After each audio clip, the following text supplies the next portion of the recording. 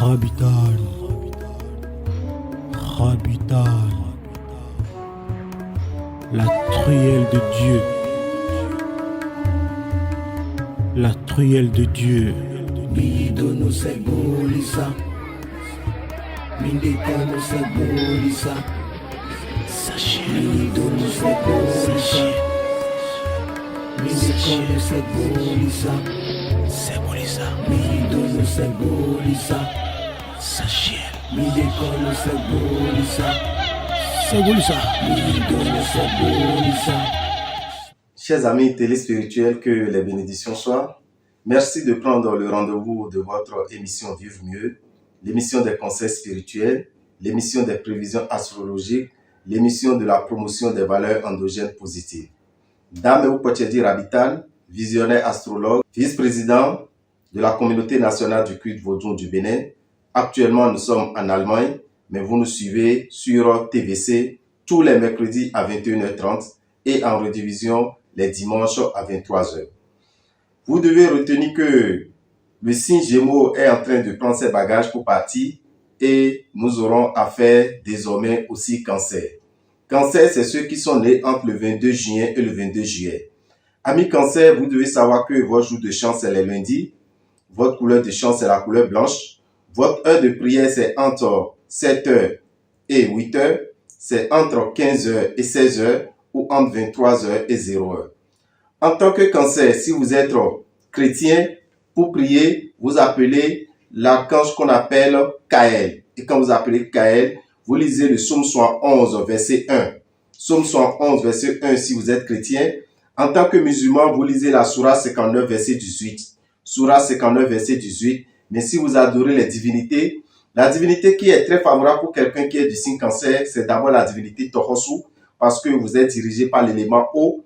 Vous avez la divinité Danlissa, qui est très favorable pour vous. Et vous avez la divinité également des Rohos, qui sont favorables pour ceux qui sont du signe Cancer. Donc, si vous êtes vaudouiste, Tohosu, Danlissa et Roho, ce sont les divinités qui sont très favorables pour quelqu'un qui est du signe Cancer. Et je disais Cancer, c'est ceux qui sont nés entre le 22 juin et le 22 juillet. Cancer, vous devez savoir que c'est des gens qui sont très sensibles, qui sont très maternels, qui sont également très fidèles en amitié. Très fidèles en amitié, mais quand ils sont déçus, ils ont du mal à renouveler leur confiance. Ils ont du mal à pardonner. Or, c'est un défaut. Vous devez savoir que c'est un défaut. En tant que Cancer, apprenez à pardonner parce que le pardon, c'est une vertu qui vous libère. Cancer, vous devez savoir qu'il a des maladies qui vous dérangent souvent. Vous avez l'anémie. Quand nous parlons de l'anémie, c'est souvent le manque du sang. Tout le temps, quand vous allez à l'hôpital, on vous parle de manque de sang. Donc, essayez de prendre des aliments qui procurent le sang dans le corps humain. Ça vous fera du bien. Celui qui est du signe Cancer, c'est des gens qui souffrent souvent des maux de ventre. D'accord? Les indigestions. On retrouve ça souvent avec celui qui est du signe Cancer. Raison pour laquelle celui qui est du signe Cancer doit beaucoup contrôler son alimentation. Avoir problème à l'œil. On retrouve ça également avec nos amis du signe Cancer. Ce sont des maladies qui dérangent souvent les cancers et qui ne doivent pas forcément penser que c'est la sorcellerie, c'est les mauvais esprits, mais c'est des maladies que nous appelons les maladies prédestinées de chaque signe. Si vous êtes Cancer, vous devez savoir qu'il y a des aliments que vous ne devez pas consommer. Cancer, ne mangez pas le vanzou, ne mangez pas la patate douce, ne mangez pas l'œuf bouilli, d'accord, l'œuf bouilli, et quand vous finissez, vous enlevez la coquille de l'œuf. Celui qui est du signe Cancer, en mangeant l'œuf bouilli, il finit par crever l'œil gauche. Si vous êtes du signe Cancer, évitez d'avoir de contact sexuel les jeudis nuit à vendredi matin. Jeudi nuit à vendredi matin, ça suit l'aura de celui qui est du signe Cancer. Et il est très bon pour vous de vous couvrir d'un drap souvent de couleur blanche. Un drap de couleur blanche pour Cancer, ça lui attire de très bonnes vibrations. Celui qui est du signe Cancer, vous devez savoir qu'ils sont souvent exposés. Ils sont souvent tentés et ce tact suit leur aura et leur crée beaucoup de problèmes dans leur vie. Si vous êtes du signe Cancer, évitez l'inceste. Avoir de rapports sexuels avec un membre de sa famille. Avoir de rapports sexuels avec un oncle, une tante, une nièce, un cousin, c'est interdit pour quelqu'un qui est du signe Cancer. Quand vous le faites, ça détruit votre aura, ça vous attire la malchance. Voilà certains comportements que vous devez éviter. Cancer, ne consommez pas l'huile rouge. Évitez tout ce qui est de tenue de couleur rouge parce que ça vous attire la malchance. Voilà, vous êtes malchanceux tout le temps. Tout ce que vous entreprenez, vous constatez que c'est l'échec. Tout ce que vous entreprenez, vous constatez que c'est la faillite. Même sur le plan sentimental, vous n'avez pas l'équilibre. Vous devez savoir que votre aura est souillée et vous avez besoin de purifier votre aura et de réveiller votre étoile. Pour ce rituel de purification de l'aura et du réveil de l'étoile, nous avons prévu pour nos amis du signe Cancer dans le mois de juillet. Et ça serait quelle date? Ça serait le 10 juillet. Donc, prenez déjà le rendez-vous. Commencez par vous préparer et sachez que le 10 juillet, à partir de 7h jusqu'à 23h, vous qui êtes du signe Cancer, vous allez pouvoir purifier votre aura et réveiller votre étoile au temple des grandes victoires à Révier. Entre 7h et 23h, vous passez à l'heure qui vous semble plus favorable. Si vous êtes à Boycon et aux environs, vous allez dans la rue de Radio Carrefour à la boutique Océan. Vous verrez la boutique Océan à votre gauche. Et c'est là que vous allez faire votre bain de purification entre 7h et 21h. Ceux qui sont à Paracourt, précisément ceux qui sont dans le nord, nous vous invitons à prendre le rendez-vous de ce bain de purification de l'aura et du réveil de l'étoile. Vous qui êtes du signe Cancer, ça serait dans la rue en face de l'ancien portail de l'école primaire Canagbe. Et dans cette rue, vous verrez la boutique Océan. C'est dans cette boutique que vous allez pouvoir purifier votre aura. Combien il faut disposer pour venir faire ce bain? Un bain de purification, un bain qui vous attire des bonnes vibrations, un bain qui vous permet d'évoluer. Il faut prévoir 7 770 francs. 7 770 francs. Alors, chers amis Cancer, pensez-y, prenez les dispositions pour que dans le mois de juillet, vous ne ratez pas cette opportunité spirituelle. Actuellement, nous sommes encore en train de nous préparer pour aller vers Paris. Donc, le jeudi 22, nous serons à Paris jusqu'au 15 juillet. Donc, du 22 juin au 15 juillet, nous serons en France, précisément à Aubervilliers. Qu'est-ce qui va se passer à Aubervilliers? Vous devez savoir que le vendredi, toute la journée du vendredi 23, nous sommes en consultation à Aubervilliers. Pour prendre rendez-vous et venir en consultation spirituelle, appelez le 07 84 83 04 16. C'est notre numéro de la France. 07 84 83 04 16. Quand vous appelez ce numéro, vous allez prendre rendez-vous pour passer pour une consultation. Le lendemain, qui est le samedi 24, nous avons un séminaire. Un séminaire au cours duquel nous aurons à développer 3 thèmes. Mais nous ne serons pas seuls. Nous serons avec Maria Dolores et c'est l'affiche que vous êtes en train de voir à l'écran. Qu'est-ce qui va se passer? Nous aurons à développer 3 thèmes. Le premier thème, c'est renouer le lien avec ses ancêtres et son ange gardien. Relier le lien avec ses ancêtres et son ange gardien. Comment cela se passe? C'est un thème que nous allons développer et pour vous donner ces notions. Le deuxième thème, ce sont les conséquences spirituelles de l'avortement sur notre richesse. Les conséquences spirituelles de l'avortement sur notre richesse, ça serait le deuxième thème que nous allons développer ensemble. Et le troisième thème maintenant, ça serait de la malédiction à la bénédiction.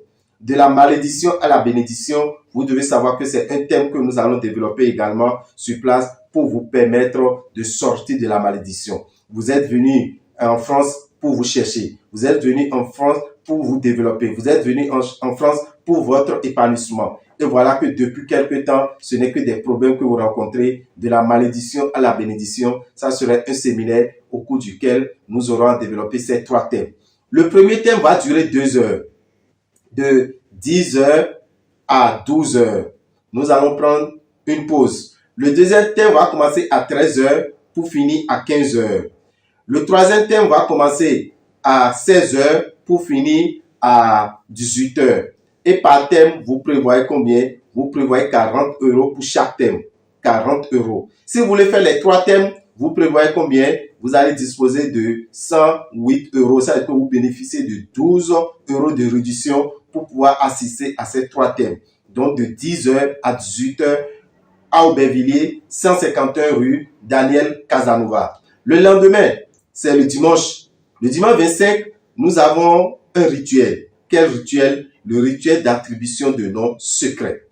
Le rituel d'attribution de noms secrets, chers parents, vous qui nous suivez actuellement, peut-être vous êtes n'importe où en Afrique, vous avez des enfants qui sont en France, vous avez des parents qui sont en France et qui sont tout le temps attaqués spirituellement. Nous vous conseillons ce rituel. Nous vous demandons de leur passer notre numéro, c'est le 07 84 83 04 16.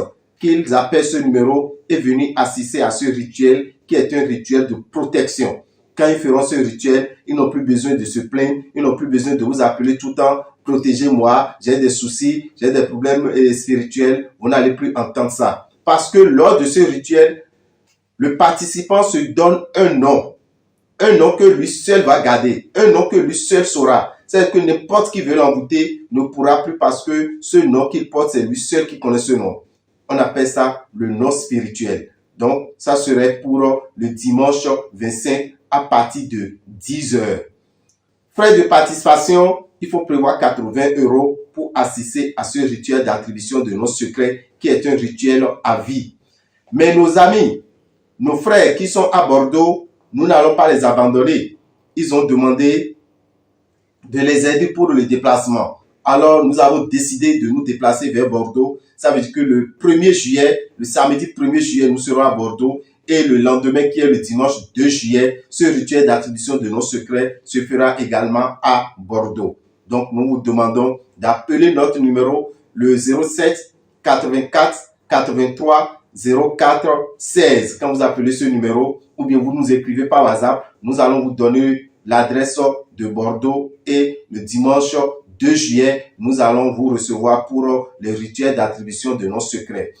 Nous allons rester le 3, le 4, le 5 sur Bordeaux pour vous permettre de bénéficier des consultations spirituelles. Vous qui avez des difficultés, vous qui avez des problèmes, vous qui voulez voir clair dans votre vie, nous avons 2 jours à 3 jours de consultation à Bordeaux avant de revenir maintenant sur Aubervilliers, 151 rue Daniel Casanova, pour rester à Aubervilliers du 5 juillet jusqu'au 15 juillet. Donc, du 5 juillet au 15 juillet, nous serons sur place au cabinet à Aubervilliers, 151 rue Daniel Casanova. Et c'est le 16 maintenant que nous allons retourner au pays. Donc, nous vous demandons, pour vous qui êtes au pays, vous qui êtes au Bénin, et vous voulez prendre des renseignements, vous voulez prendre le rendez-vous pour la consultation spirituelle, appelez le 96 44 90 89.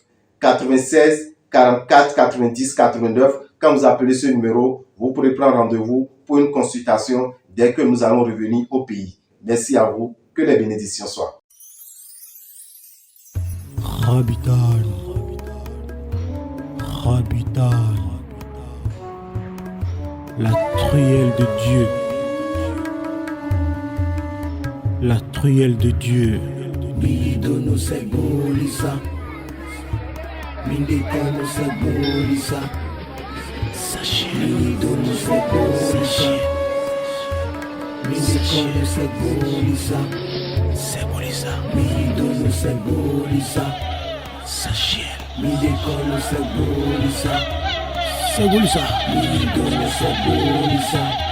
Nechile mimi kudo lewe mitobe nous le polo komiton lo segole sa sifa ni kondo miji.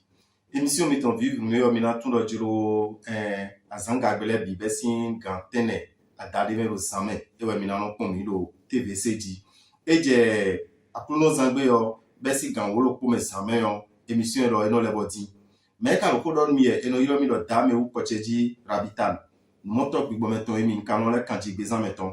Mina tout le jour ni et la communauté nationale du culte vaudou mina tout le jour nous aimons au pancon vaudou si a pas que nous aimons bon et la sauf vaudou aka nous mon coton milo tintiton bon mi vice-président na bo lo azoha mais la aussi jera kushoro balogun na senwe mon mi dogbe mi blando mi lo jour mina tout le jour fite mi kadi lo fibo mi lo mi pon mi lo Allemagne mi kadi Allemagne milo jiro ekunye ne nazon bo mina go mi mamo ekunye na nazon bo mina go pe mi tomase o e zo bo milo jiro émission le koton mina don mi pum lo jiro gan ko me milo fodo edion 10 ans edion no vi mi ton yin shemo le e na be agbon me mi ka yo shemo we ro bu e na be agbon e be agbon be sin azan konkun we go gbe do aido sun me so azan konkun we go gbe do li asun me yo vo lo 22 juin ouais 22 juillet mina tu no di me cancer le yo e de no ko pe ko ni ton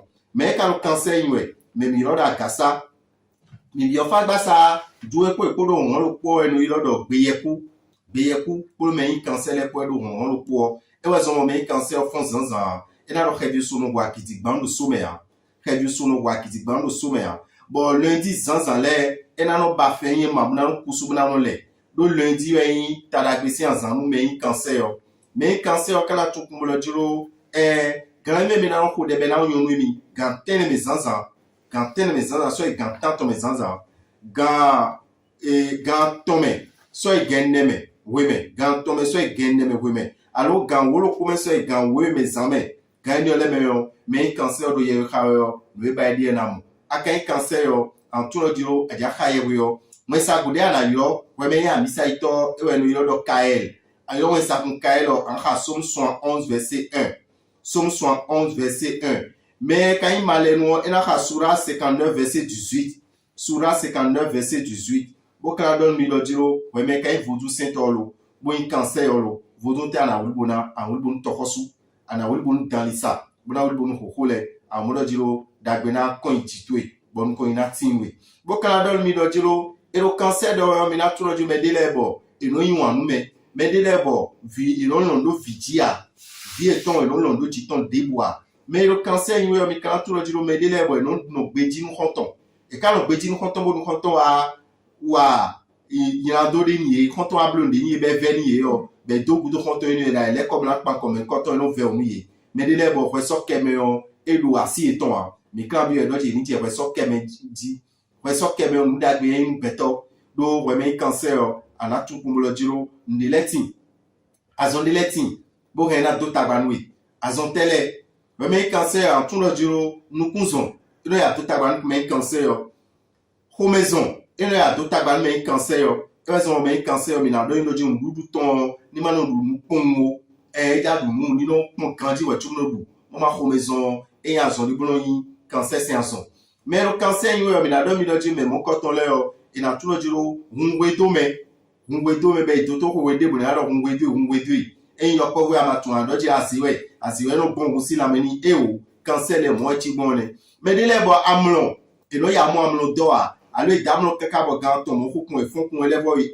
ro gbe to le amlon di do no to tagbani yi me ka le cancer yin we o mi na do yin lo jiro e ni tun lo jiro couleur de chance eton si me no wa dagbe yin yo mi to ne si me wewe e we no wa dagbe no me cancer yo ado ko to yo sa wewe de me ado moto to yo ni wewe ado nu to ekege yo wewe ni supo de me nu vovo we anado gudo bi nu vovo enun we me cancer a mais le cancer yin yo enun ni be na do ami vovo a mais le cancer yin yo mi na do ndo eku ni be na do azindida do we o anado problème nu kunton nu kun ami o peton eno agbe nu me cancer ni forme la zindida do we o mi kala zin yin koklo zin kele anu ko ya zin o debu ba dabu fifle we yo enun me cancer a mais le cancer yin yo mi na do ni lo jiro ni tun lo jiro ku yonu we mi na do asingo kin o alizona do tabali mais cancer mi na do lo dokuin wo okay ina ya ba jono e we me cancer mi na do ni lo jiro wo koli mi to ni o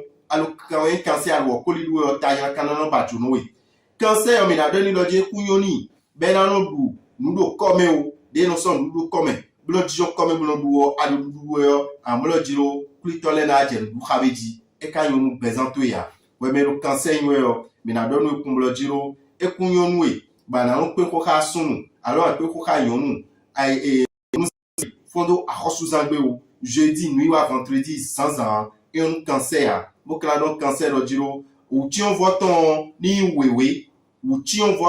wewe e na wa dagbe nu e cancer yo aka cancer mi na do ni lo jiro nu je me de no abajo no me nu e kai nu mo koton mi na do ko me cancer lo jiro ana tun lo jiro ana tepon bon nu mo koton abajo no we yo ana tepon bona je modido a oviton ni o me modido a oviton tewe we me cancer yo me yin po we koko in family lo pole me po koko in family lo pole yo we po me mo koton ko do na mla in pedia cancer keke ti mo koton kanu abajo no yi tepon ni no ya abajo no yi bo mi na do yin lo je ka abajo no we ba blu o eno ke nu keke ple asukwe ni no ve o asidida no ve o nous mais cancer pour nous mon coton nous mais cancer mais dit ben si 22 juin ouais 22 juillet les ouais le cancer nous mi khad mi no le din bo mais cancer ba kamoloji ouvert au besoin mi tome bo mais cancer ba moloji ali bi sous 2000 bo mais cancer ba mo le mi son de bo gbeje no ple la sinu mi o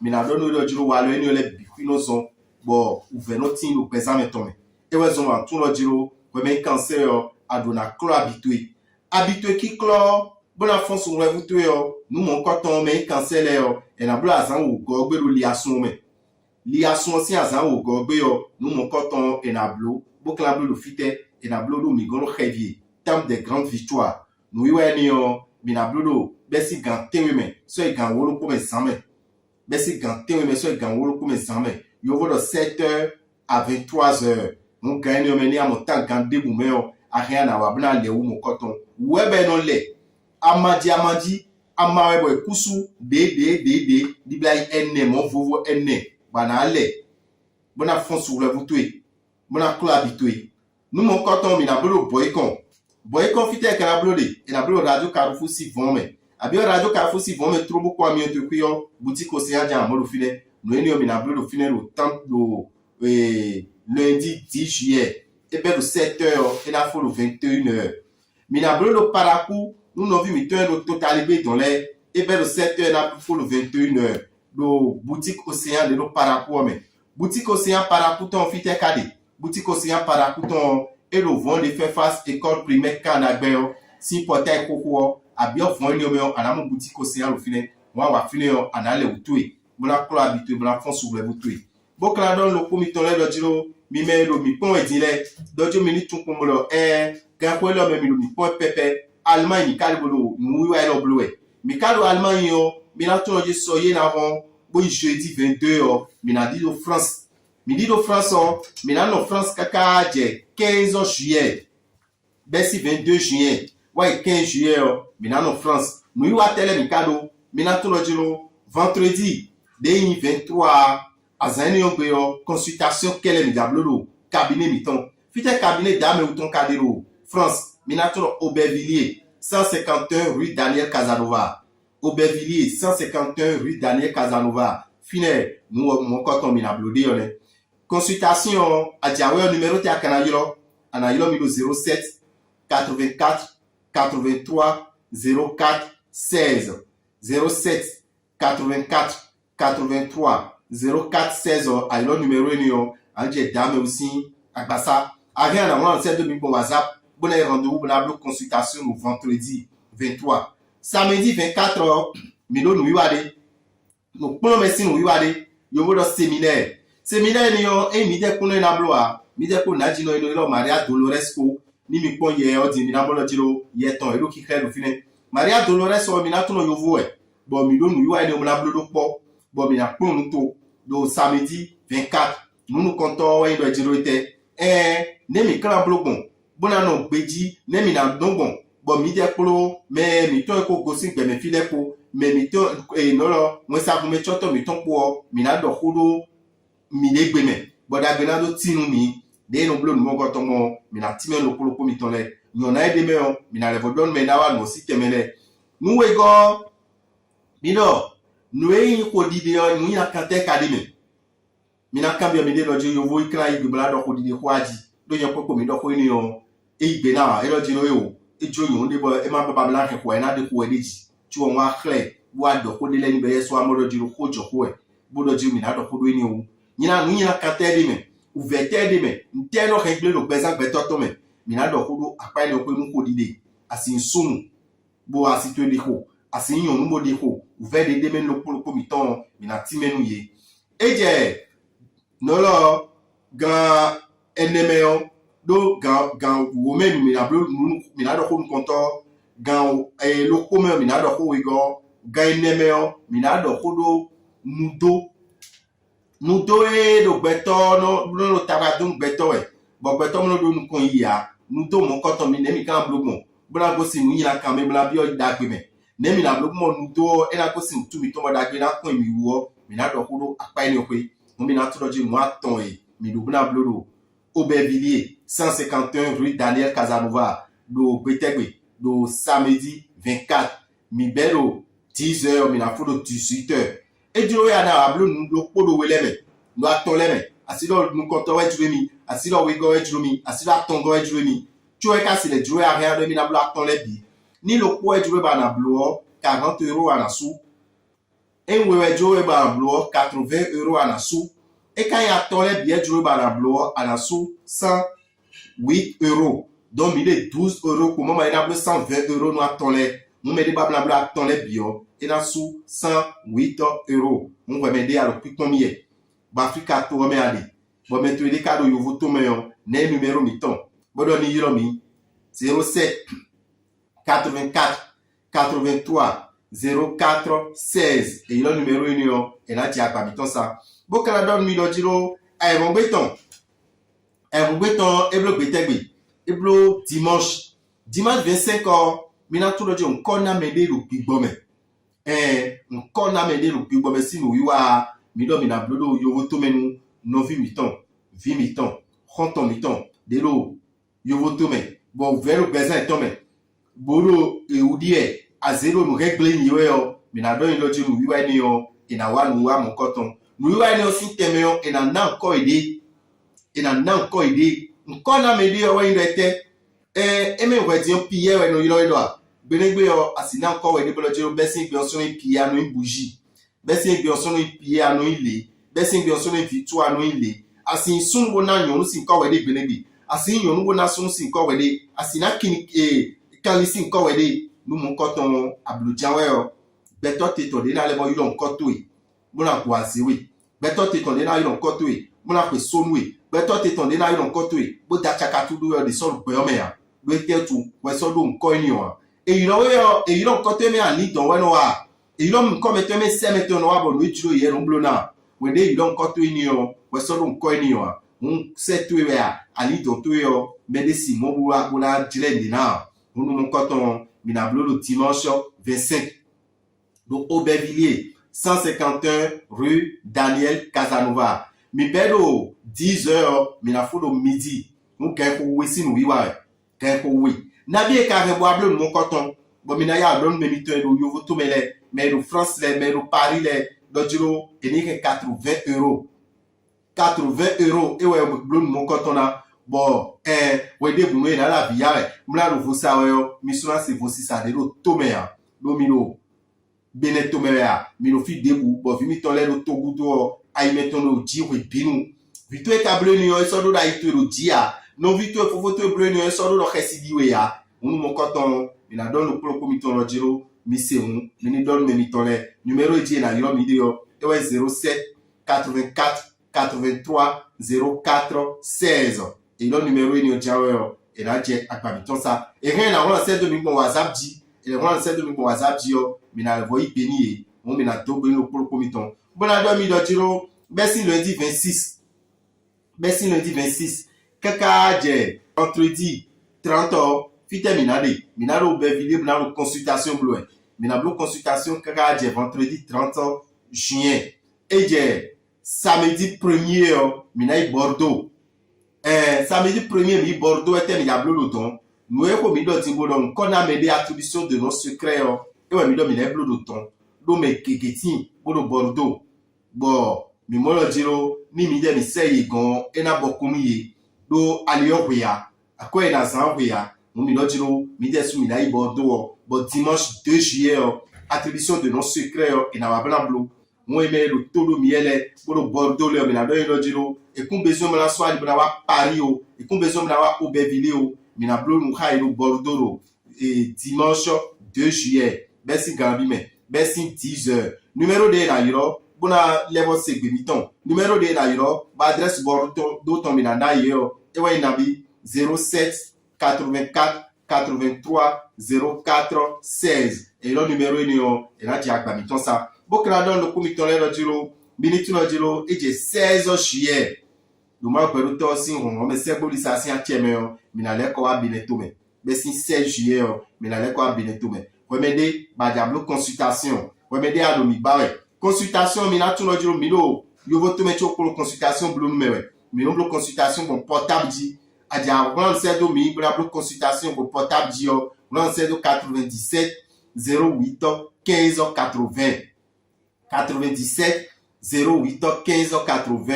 Ah bon, numéro yon mais yon la consultation nous bon WhatsApp dit. Eh oh, ouais me dit à babana mon miwe. Mais la le numéro de ana yon bna rendez-vous et 96 44 90 89 96 44 90 89. Mais le numéro yon dit mais na j'ai dame ou poche dit habitation à passa pour rien mais la rendez-vous miton. Mi besoin me la déplacer à mi besoin me cabinet à mitre ou mi ton yo mi c'est après do numéro ni odio et na blo reçu mi ton mi mon na le c'est reçu do mi bon WhatsApp dit bon mi wa consultation mi na plein mon compte portable dit kon bon mi na blo consultation mi ton mi bon quand on le comité mi pour les do mi na tout no di lo nu yo mi dodo mois de juillet mais on support mi o do 10 juillet di on no mi ton cancel et na le o na kura bieton 16 juillet mi na le ko a beneto me et j'ai 22 juillet, samedi 22 juillet, mina tout le fali sassin ouiwa, mina bleu le fite, mina bleu maison des jeunes pour y content. Fali sa, était le fali we. D'habiter ka le fame, o, sumo edona ifa dandan, nyonu edona tef, na tefa, était les gba ko fa ko do po, était mino na ko fa ko e do po, nous mon coton, bokono mi ton le na wabna ki jimenmi, bona timenmi, bo khode dio mina kambio. Et on dede bon mi ja kamero dumi tonji mi o ifa bon de kalu nu ko imi wea et raison et na lewo timen mi mo mi na do mi do ji mu a mon coton mi na bleu samedi 22 juillet et na belo gantene me 100 ans bana folo galo pome gantene me 100 ans bana folo galo pome do maison des jeunes boy content mi na tu no ji lo tenyo me e su do akpocho wa mon coton si temea mais de su do akpoa de ko bi o ve ya wa bo mo tetume do ho go e go mi so media mo mi na tekon mo na ya so mo na ya wa iteme mo jijan be si ga tene me yo bo kono mo na ko na fine bo kono kede no na fine bo kono jogbe no na fine bo kono a chefo na fine e be bo kono mi to en ni o le bikwina wa chu o konto to de le bo kono be ba e na le pra no budo be yesu le do nu ye de yo ina timeni mo mi na tu ko mo jiro nu yo mo koto ifali sasi nu yo mi na blodo 22 juillet do Boycon maison des jeunes Boycon ben si 9h et sous doit pocho à mon coton si téméa mais quand on mi jiro mais do totalité dans l'air était sur le mon coton barré bon mi na le jiro et j'ai 1er septembre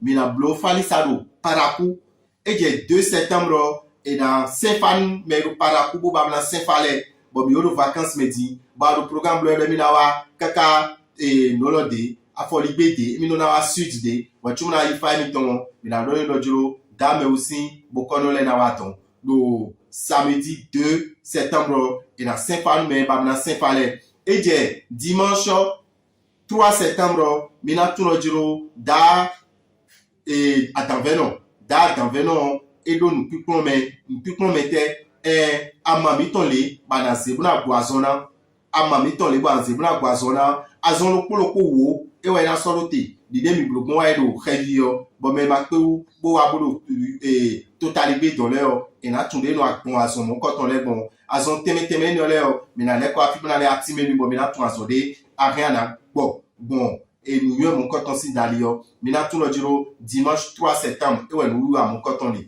vendredi 28 samedi 29 pour dimanche 30 pour juillet pour mina tout le jiro mina pelo furaba do fite furabaro dasa edo colino dasa ton si couleur filet fier colline dasa ton si couleur filet numéro de DJ Anabon mona wa mon coton si temeo alors numéro 97 08 15 80 97 08 15 80 et na ti mon coton oui banawas anawa pèlerinage mon coton Omi do gwen loko miton. Bolo seboli sa sfifa ni kondo midi. Numéro de Jimina yo midi yo 94 46 15 75 96 44 90 89. Ena tien loko miton. Seboli sa sfifa ni kondo midi. Demi ka do bon mion mercredi le bi besi 21h30 émission lo minalo komiro TVC di. Et dimanche 23h émission mon coton et no le bobo redivision ton.